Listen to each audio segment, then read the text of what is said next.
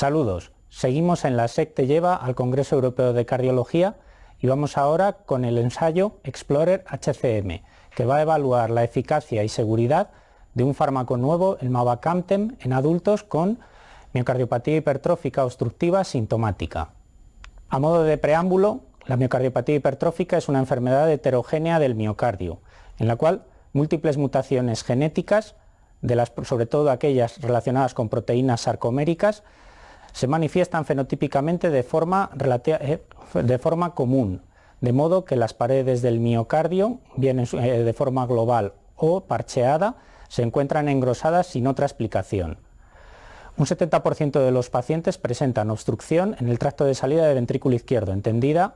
como un gradiente pico mayor de 30 milímetros de mercurio, bien en reposo, tras valsalva o post ejercicio. Esta obstrucción se considera hemodinámicamente significativa cuando alcanza valores por encima de 50 milímetros de mercurio. Las opciones farmacológicas actualmente son limitadas.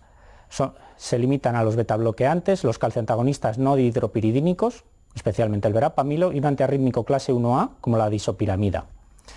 Este nuevo fármaco, el mavacamten, se basa en una manifestación anatomopatológica común a muchas formas de miocardiopatía hipertrófica. Consiste en un defecto en la relajación del miocardio, de modo que si en un miocardio normal, en situación relajada, quedan muy poquitos puentes de actina-miosina activos para mantener el tono muscular, en la miocardiopatía hipertrófica estos puentes, muchos más puentes, se mantienen activos, provocando una desregulación en el metabolismo energético, y se cree que a medio y largo plazo alteraciones estructurales. El mavacamten lo que hace es reducir la abundancia de esos puentes para intentar conseguir una relajación más normal. Es un inhibidor alostérico selectivo de la miosina humana. El estudio tiene el siguiente diseño: 251 pacientes con miocardiopatía hipertrófica obstructiva significativa, es decir, con un gradiente pico hemodinámicamente significativo mayor de 50 milímetros de mercurio, sintomáticos en clase funcional de la NIJA 2 o 3, son aleatorizados uno a uno a recibir mavacamten diario en titulación frente a placebo durante 30 semanas. Los objetivos primarios son los siguientes: es un compuesto o bien de una mejoría del consumo pico de oxígeno medido por ergoespirometría de 1,5 mililitros kilo minuto, más una reducción de al menos un punto en la clase funcional o un grado en la clase funcional, o bien una mejoría de al menos 3 mililitros por kilo minuto en la ergoespirometría sin empeoramiento de la clase funcional. Son objetivos secundarios los valores post ejercicio del gradiente en el tracto de salida, el consumo pico de oxígeno, la mejoría en la clase funcional o la mejoría en distintos cuestionarios de disnea y calidad de vida. En cuanto a la comparativa entre ambos grupos son similares, pero es verdad que el grupo de mavacamten tiene una proporción mayor de varones y una menor proporción de historia de fibrilación auricular.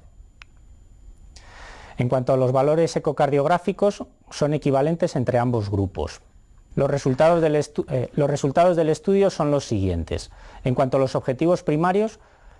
un 36,6% del grupo de mavacamten presentó una mejoría en la clase funcional más un mayor consumo de oxígeno o una mejoría mayor de 3 mililitros kilo minuto en el consumo pico de oxígeno, con respecto a solamente un 17% del grupo placebo.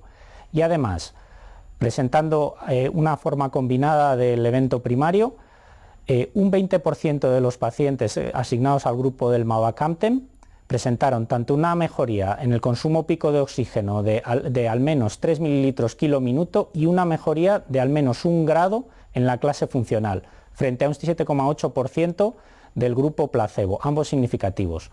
En cuanto a los endpoints secundarios, hubo mejoría de todos ellos en el grupo del mavacamten con respecto a placebo.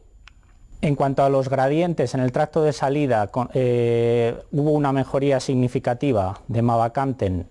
con respecto a placebo, y esta mejoría se mantuvo en el análisis por subgrupos.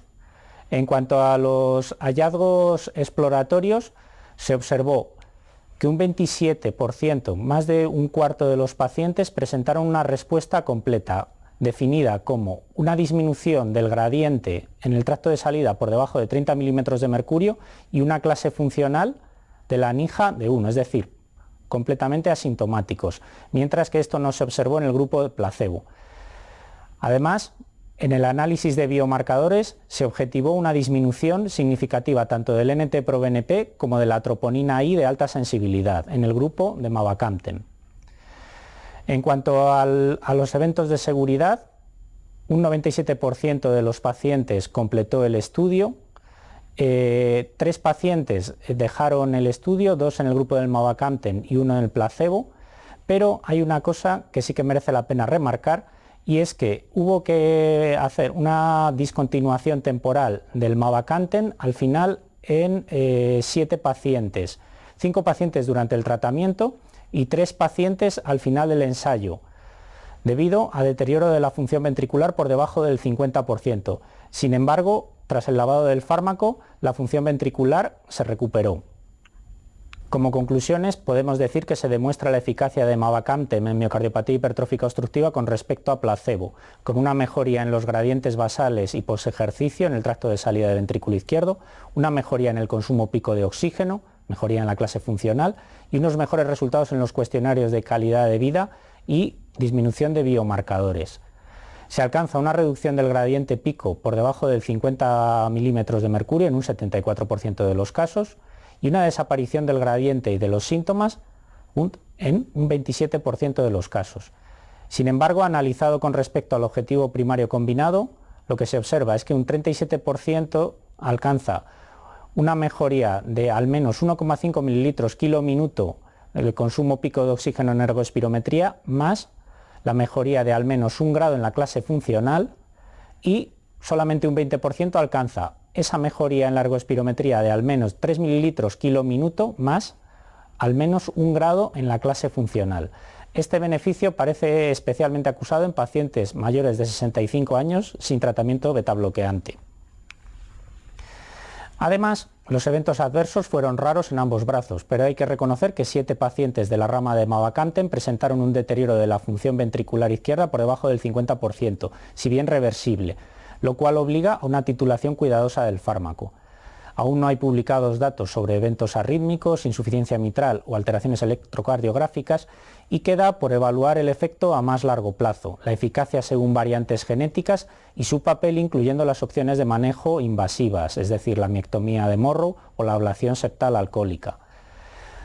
De forma general y como conclusión, se puede acabar diciendo que es una nueva opción terapéutica prometedora en estos pacientes, pero que sin embargo requiere más investigación. Y continuamos con la SEC te lleva al Congreso Europeo de Cardiología. Un saludo.